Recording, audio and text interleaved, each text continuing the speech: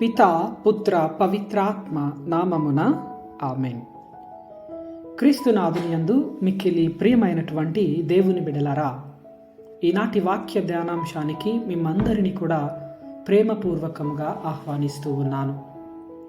ఈనాటి సువిశేషము మత్తయి సువార్త 5వ అధ్యాయము 17వ వచనము నుండి 19వ వచనం వరకు తీసుకొనబడింది. ఈనాటి సువిశేషంలో ప్రభువు చెప్తూ ఉన్నారు, నేను ధర్మశాస్త్రమును రద్దు చేయుటకు రాలేదు, కానీ ఇదిగో వాటిని నెరవేర్చడానికే వచ్చి ఉన్నాను. ఆకాశము భూమియు గతించిపోవును, కానీ ధర్మశాస్త్రములో ఒక అక్షరమైనను ఒక పొల్లు అయినను తప్పిపోకుండా ఇదిగో అవన్నీ కూడా నెరవేరుతాయి అన్నటువంటి వాక్యాన్ని ఈనాడు మనందరం కూడా వింటూ ఉన్నాము.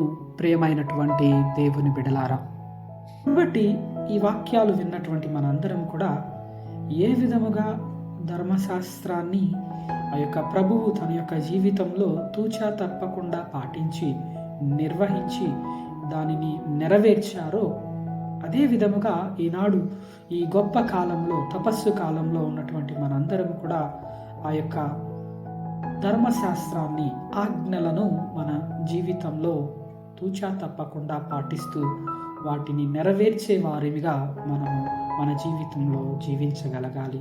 ప్రియమైనటువంటి దేవుని బిడ్డలారా, కాబట్టి ఒకసారి ఆలోచన చేసుకుందాం, మన జీవితాలను ఆత్మ పరిశీలన చేసుకుందాం. ఆజ్ఞలను ఏ విధంగా మనము పాటిస్తూ ఉన్నాం మన యొక్క జీవితంలో?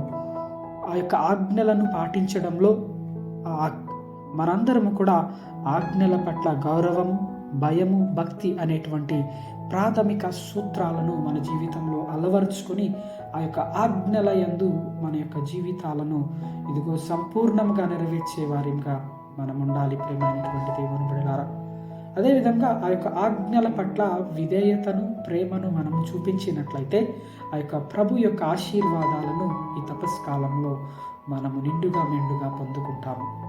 కాబట్టి ఈనాడు మన జీవితంలో ఏ విధంగా ఆ యొక్క ఆజ్ఞలను మనము మన యొక్క జీవితంలో పాటిస్తూ ఉన్నాము అన్నటువంటి ఆత్మ పరిశీలన చేసుకొని వాటిని మనసారా పాటించడానికి ప్రయత్నం చేస్తూ ఈ యొక్క తపస్కాలంలో జీవించగలుగుతాము. ఆమేన్.